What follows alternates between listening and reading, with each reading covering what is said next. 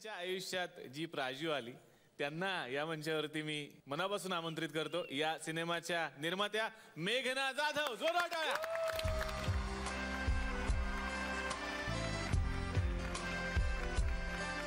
कुणाला सांभाळणं जास्त सोपं जातं, नवरा रवी जाधव की दिग्दर्शक रवी जाधव?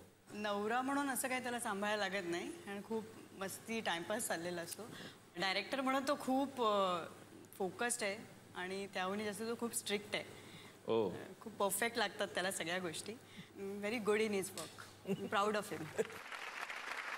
पहिल्या सिनेमाच्या वेळेला दर्शन आणि सर तुम्ही दोघांनी हा सिनेमा लिहिला होता, पण यामध्ये आणखीन एक व्यक्ती यावेळेला ऍड झाला. त्यांना आता या मंचावरती मी आमंत्रित करतो. या सिनेमाचे लेखक क्षितिज पटवर्धन यांना.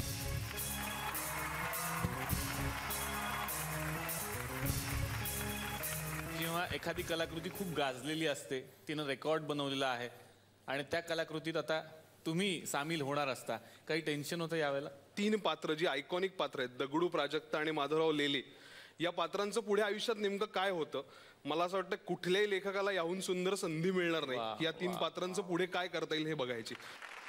सिनेमा दिसतोय सुद्धा खूप सुंदर. ज्यांच्या नजरेतून आपण हे सगळं पाहणार आहोत त्यांना आता या मंचावरती मी आमंत्रित करतो. या सिनेमाचे DOP कॅमेरामन वासुदेव राणे. जोरदार टाळ्या त्यांच्यासाठी.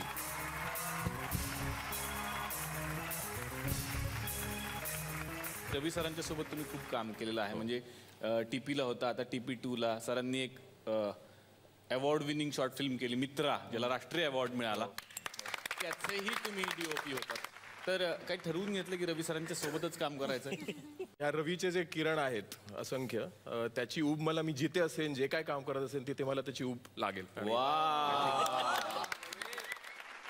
पुन्हा एकदा मी मनापासून शुभेच्छा देतो टाइमपास 2 ला आणि भेटूयात पुढच्या भागात नवीन सिनेमासोबत, नवीन नाटकासोबत. बघायला विसरू नका. चला हवा येऊ द्या. Powered by good night Neem loss मकॉय.